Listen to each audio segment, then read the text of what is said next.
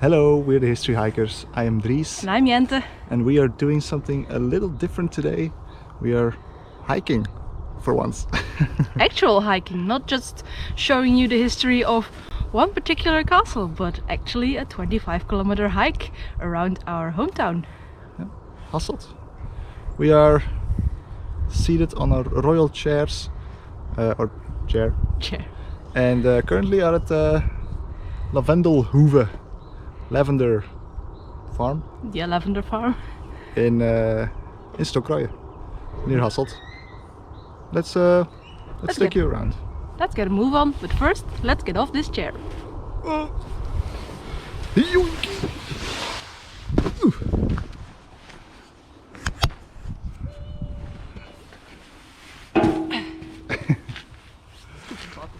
Stupid bot.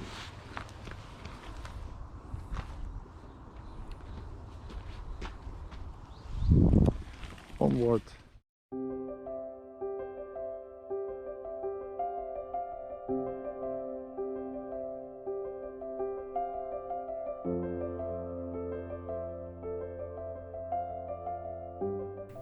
The reason we are doing a different video today is because we would like to celebrate passing the big 100 subscriber mark. Thank you all for donning your boots and tagging along with us. We're 6 months into this adventure and couldn't be more grateful for your support and proud to have reached this landmark.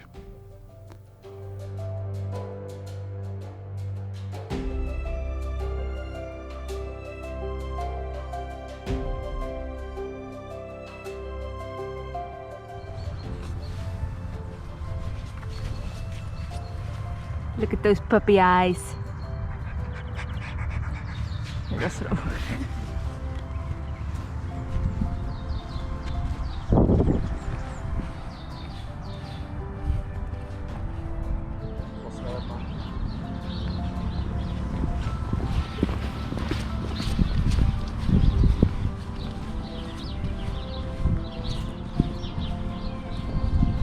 Arrived at the Abbey of Herkenrode, founded in the Middle Ages by Count Gerard of Loon. In the 16th and 17th century, all these magnificent buildings were built by rich abbesses. Sadly, the Abbey Church, that used to be there, is destroyed by the French Revolution.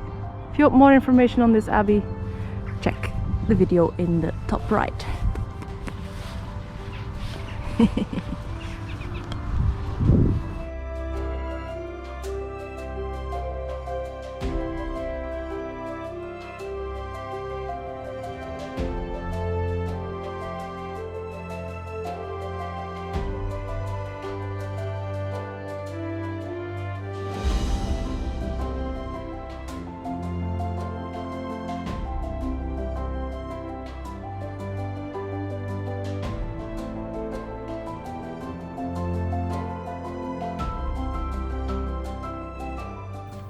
We leave the abbey behind us and make our way over to the Municipality of Kuringen.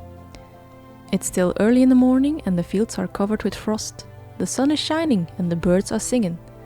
It's quite peaceful here.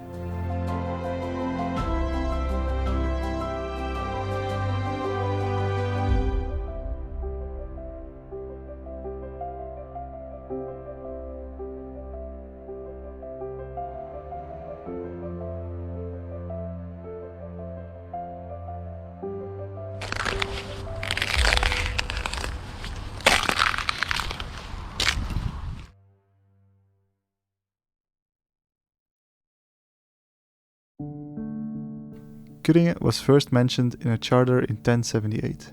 The name of the municipality is said to mean people of Curie, which is a Germanic man's name.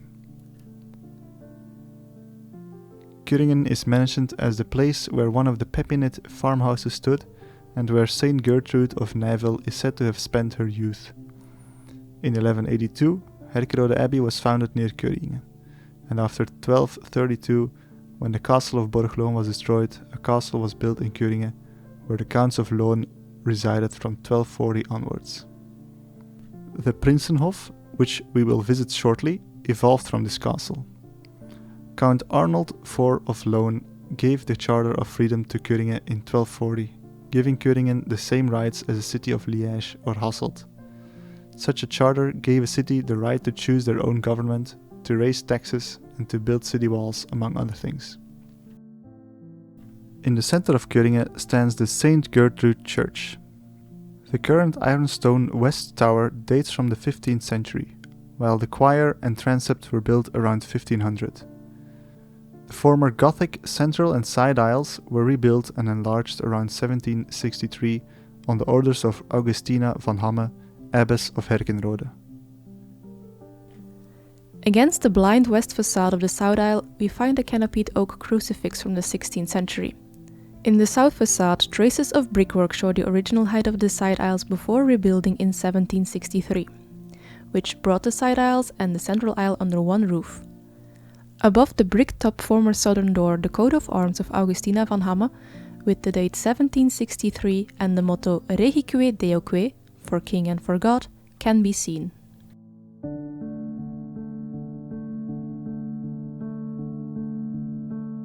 Right next to the church, you can find 13 graves. These are inhabitants of Kuringen who died on the battlefield during World War I.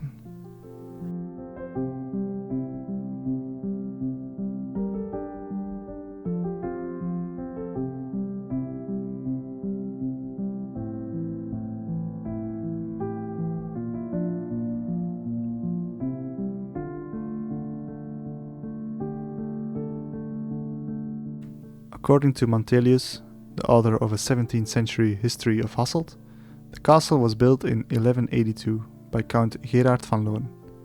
He had lost his castle in Borgloon, the capital of the county. Therefore, he had built a new moated castle in Kuringen, which had a primarily military function.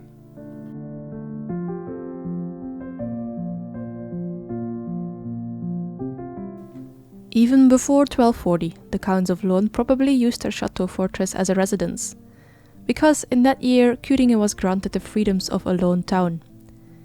This proves the importance of the village within the county, and this importance would only increase in the course of the 13th century. The Count also established his feudal court there. This court, a court for disputes within the feudal system and the Supreme Court for appeal for most of the Loon aldermen, would be transferred to Hasselt in 1584, but always kept the name Noble Court of Kuringen. In the 14th century, the castle consisted of 4 towers, the memory of which is preserved with the construction of ivy around the newer building.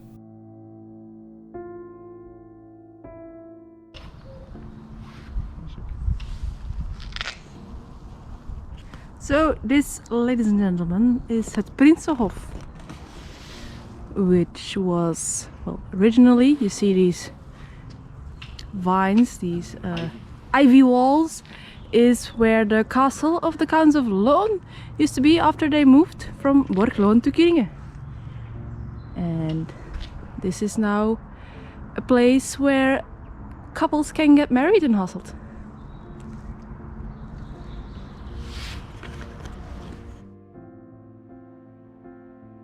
The Counts of Loon lived here until 1366, and when the county of Loon was annexed to Liège, the county court held its sessions here until 1584. In 1486, the castle was destroyed by Gijs van Canne, supporter of the Duke of Burgundy in his war against the Prince-Bishopric of Liège. In 1515, Edard van der Mark, Prince-Bishop of Liège, built a water castle on the same spot. This castle fell into disrepair during the 17th century until Baron de Horion carried out the necessary repairs in 1670, and the feudal hall moved back in. During the French occupation in 1688, 2 corner towers were destroyed and decay began, culminating in its demolition in 1742 by Jacob Minten, who used the castle's building materials to rebuild the Broekermolen in Hasselt, which was itself demolished in 1921. Under French rule, what was left was sold as a crown estate. In its present form, it is an enclosed oval mound. The substructure of 2 round brick towers was preserved. The eastern tower was given a superstructure in 1912 and integrated in a small castle in Neo-Renaissance style built by architect Minard.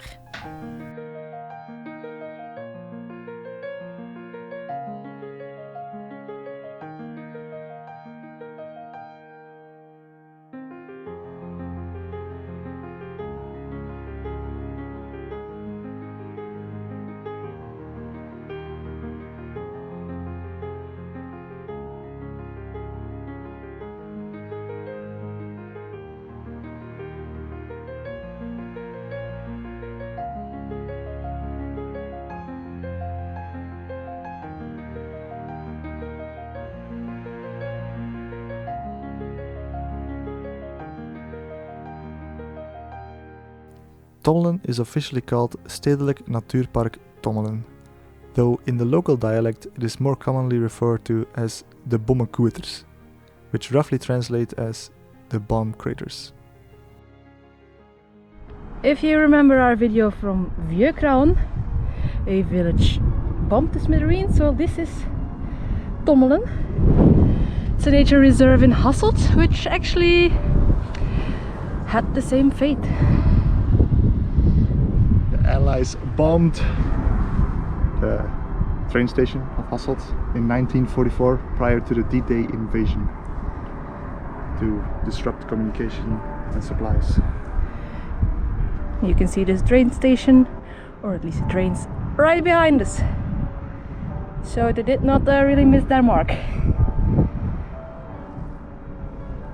This little segment I would like to call Wars Leave Scars. Yeah! Dries with the puns. You can hear Hasselt Cathedral chiming in the background.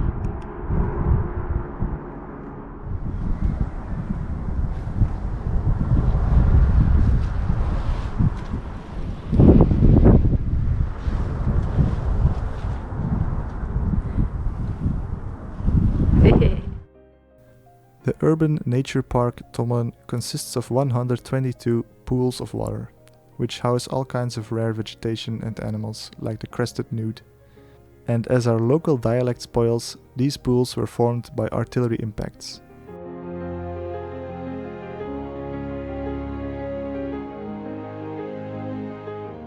The carpet bombing of Hasselt was carried out by more than 200 bombers. Naturally, a lot of the bombs missed their main target and hit the lands surrounding the train station. The material damage was enormous. 454 houses were completely destroyed or heavily damaged. 107 civilians were killed in Hasselt and Kuringen. 144 were injured.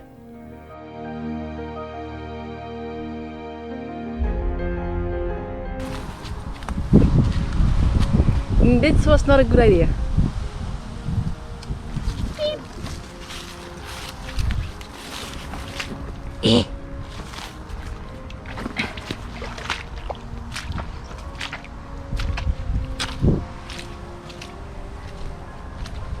Yeah, you're stuck.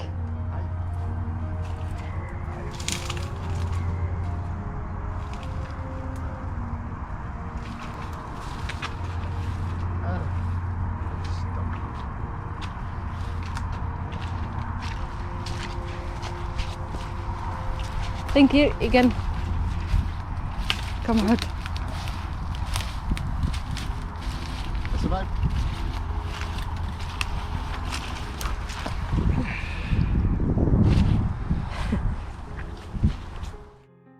Nature Park Tommelen gave us a taste of what the remainder of our hike would look like. We had really set foot in wet Haspengouw.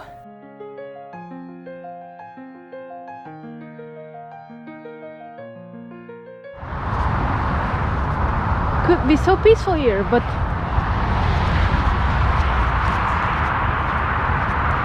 E313, the highway.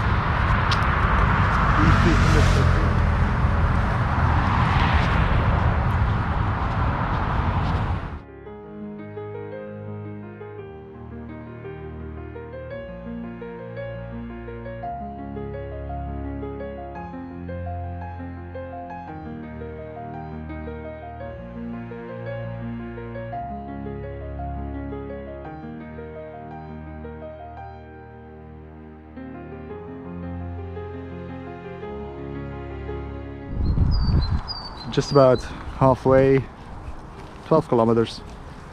Gonna have lunch in this lovely playground. Maybe Jente will even go down the slide later. We'll see.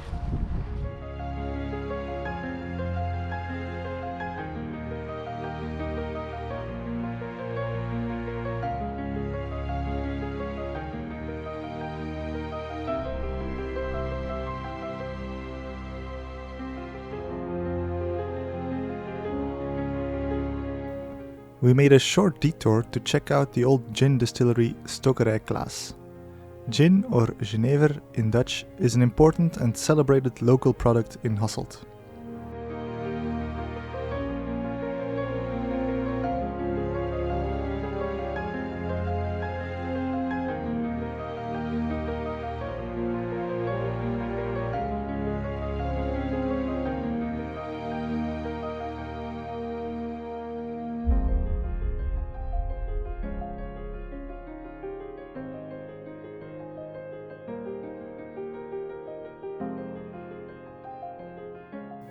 This cobbled road and the train tracks, built in the 1880s, connected the distillery to the main railway line between Leuven and Hasselt.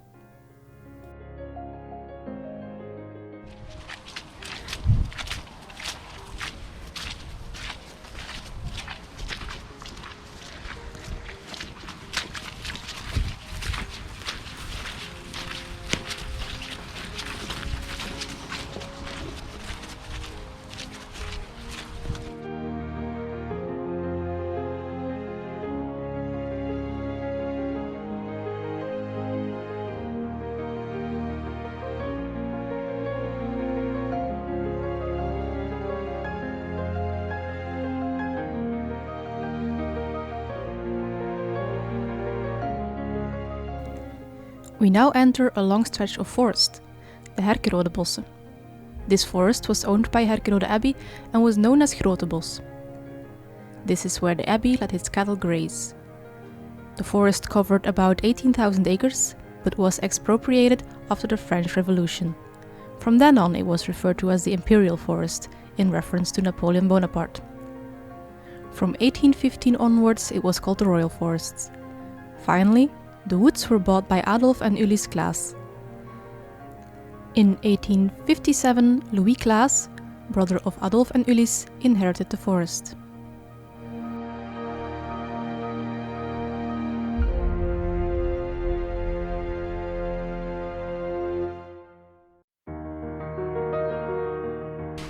There's a woodpecker pecking wood.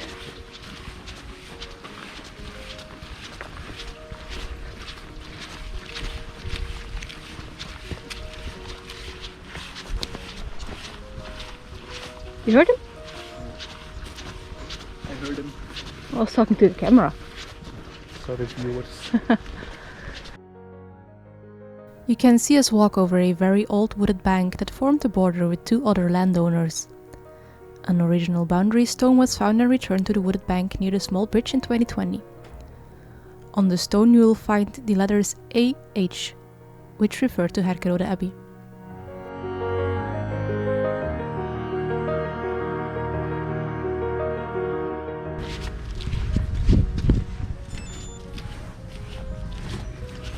See that? That's 15 kilometers. This is officially the longest walk I've ever done. In order to make clear where its property began, the abbey had canals dug. From the angular course of the streams, it is clear that they were dug by man. They were necessary for the drainage of these wet, sandy loam soils. Thus, the moats had a double function, to mark the boundary of the abbey property and to provide drainage. And well, yes, drainage of these wet, sandy loam soils is still very much necessary. We managed to plod our way through approximately 7 kilometers of marshy lands, sometimes fighting through twigs and branches because it was the only place where we had steady footing.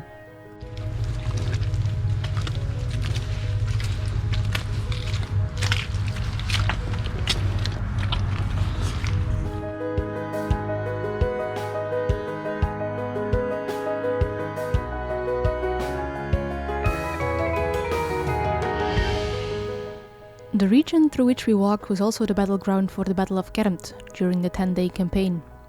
The 10-day campaign, in Dutch called the Tiendaagse Veldtocht, was a campaign by Dutch King Willem I to suppress the Belgian uprising of 1830. Belgium had declared itself independent from the United Kingdom of the Netherlands after a showing of the opera La Muette de Portichy. The Belgians lost every single battle in this campaign except for one, the Battle of Kermt.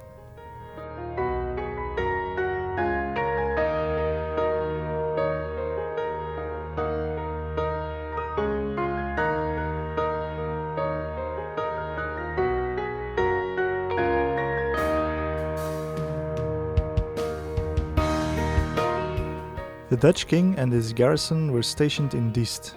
The Belgian troops, led by Commander Dijn, positioned themselves in Winterslag. On the evening of the 6th of August, Dijn commanded his men to head for Diest, through Hasselt.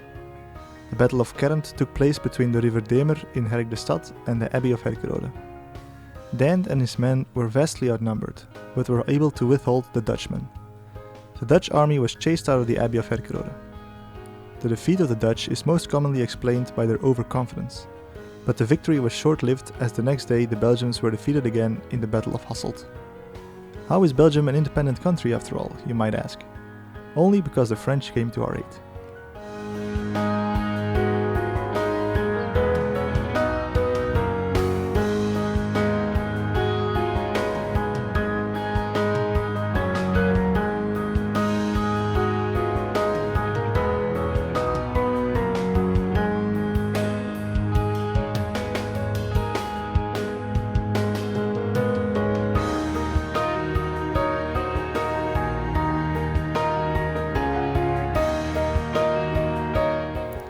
The Holrakkerswinning, also known as the Monnikenhof, is an old site south of the Demer, the moat of which was preserved.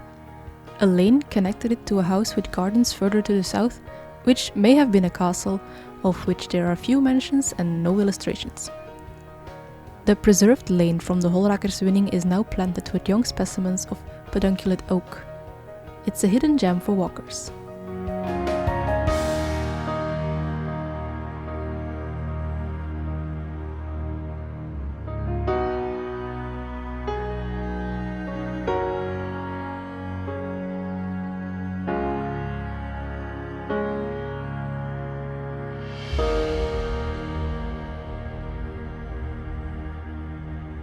We are back in Stokroje, where we started, near the end of our walk now. Enjoy it? Yeah, we had a almost 6-hour long walk around Hasselt, Stokroje, Kuringen, Kermt, Rungst. I probably forget some of the smaller villages around here. Jente found a new lifelong companion. He's my stick. It supports her way more than I do. Thank you for watching. We're almost, or we have surpassed 100 subscribers by now. Thank you for your support. Anything else? Well, maybe just like, comment, subscribe and all that good YouTube stuff if you have enjoyed watching this video. Thank you. Bye. Bye!